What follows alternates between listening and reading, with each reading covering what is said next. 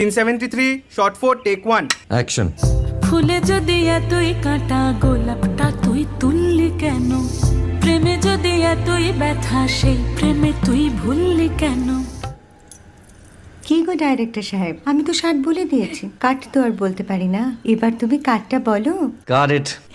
Excellent shot, excellent. Madam আপনার সাথে একজন দেখা করতে এসেছে। নমস্কার। নমস্কার। বসুন।